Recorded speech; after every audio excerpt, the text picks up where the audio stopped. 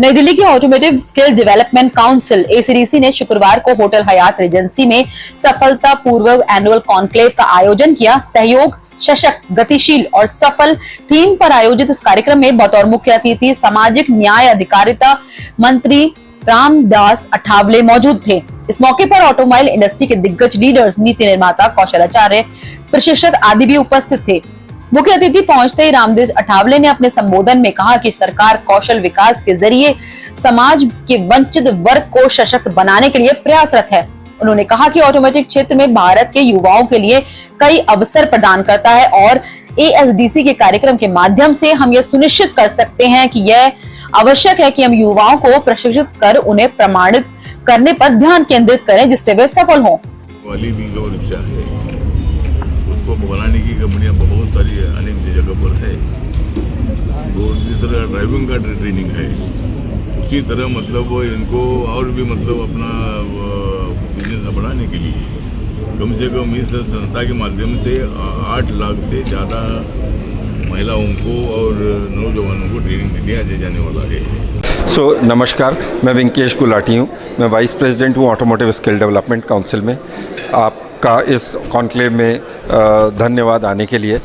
देखिए, ये जो हमारा एनुअल कॉन्क्लेव होता है, इसका एक मुख्य उद्देश्य होता है कि जो हमारे सारे इंडस्ट्री पार्टनर्स हैं, हम उनके साथ समझें कि हमारी इस काउंसिल की फ्यूचर की नीड क्या है।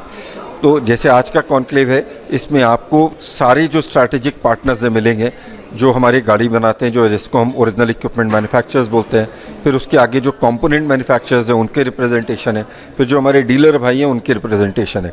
साथ में गवर्नमेंट भी साथ में आती है, हमें बताती है किस तरह की रेगुलेशन आगे आएंगे, क्या स्कीम्स, क्या सपोर्ट, क्या फाइनेंस वो देने वाले।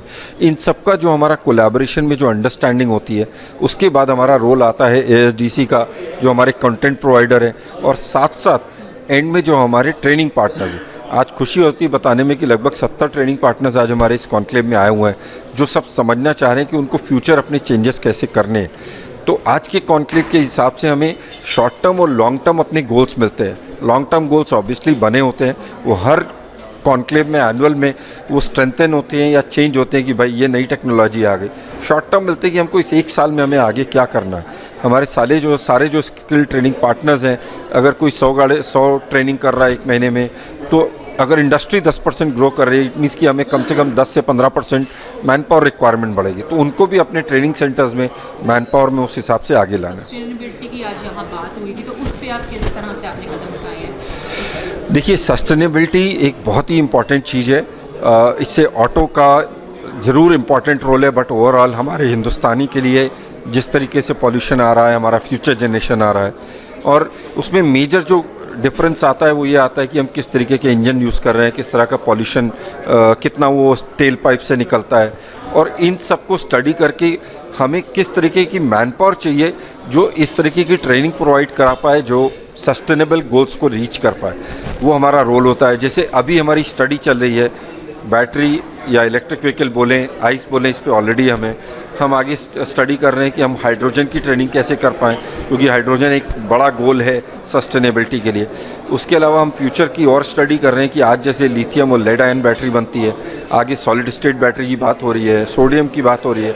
हाँ, उनको उस टाइम पे हमको किस तरीके की मैन पावर की रिक्वायरमेंट होगी, उसके लिए कौन सा कोर्स चाहिए, और फिर उसको ट्रेनर जो उसको मैन पावर को ट्रेन करेगा उसको क्या नॉलेज होनी चाहिए। हमारी ये सब चीज़ें अभी सब रिसर्च चल रही, और इस सस्टेनेबिलिटी में पूरा सपोर्ट हमें मैन पावर की स्किलिंग को चेंज और प्लस साथ में माइंडसेट चेंज में लाना पड़ता है। मेरा नाम एफआर सिंह भी है।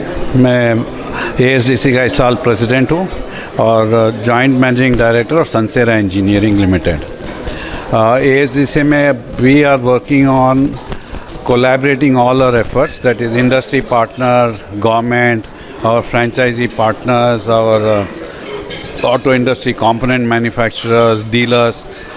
तो हम सब यहाँ मिलके we are trying to collaborate and see how do we improve the skills of our existing employees by reskilling them, deskilling them, upskilling them, because they have to continue to remain in the job. And if you see the auto industry today, we have got into multiple kind of technologies, EV to hydrogen and autonomous vehicles. So all this is creating a lot of job opportunities of high end.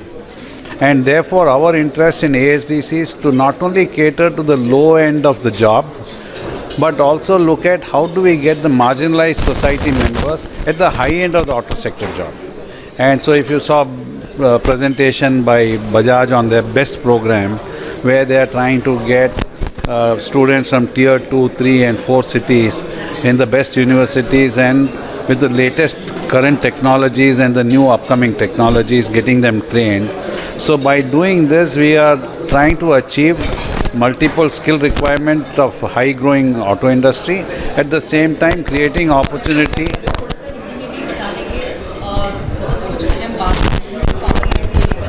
हाँ, तो youth empowerment के बारे में हम दो youth के बारे में बात करें, एक तो लेडी महिलाओं के बारे में और जेंट्स के बारे में। तो opportunity for the gents is always been existing, but अभी हम ऑटो इंडस्ट्री से विमेन एम्पावरमेंट का भी काफ़ी कुछ कर रहे हैं। जैसे अभी हमारे ASDC में we have launched a program with Hero on training women for various job roles in dealers' place. So, and the advantage of this is that those ladies need not even move away from their localities. Forget the cities. They will get absorbed in the dealer's place in the nearby localities. So similarly, we are also training women to be drivers of taxis. Sir, क्या महिला सशक्तिकरण में ये एक अहम कदम होगा आपकी तरफ से कि महिलाओं को रोजगार मिलेगा? महिला को रोजगार हर चीज़ में मिलेगा, not only as drivers and service mechanics, as engineers they can get into R&D. India में भी R&D हमारा ऑटो इंडस्ट्री में बढ़ रही है, डिज़ाइनिंग कैपेबिलिटीज़ बढ़ रही है, मशीन शॉप में भी एम्प्लॉयमेंट हो रहा है क्योंकि गवर्नमेंट ने काफ़ी रूल्स रिलैक्स कर दिए हैं। तो by doing this the employment of youth, particularly women, is across the industry on various job roles. And added to that, अभी हमारे इंडस्ट्री में हमारे को अगर फ्यूचर में बिजनेस चाहिए तो हमारे कस्टमर इंसिस्ट करते हैं कि we have to be environment sustainable, और एनवायरनमेंट सस्टेनेबल में one of the major criteria is diversity of labour और डाइवर्सिटी ऑफ एम्प्लॉयमेंट। तो इसके कारण अपॉर्चुनिटीज़ बिजनेस के कारण से भी बढ़ रही है।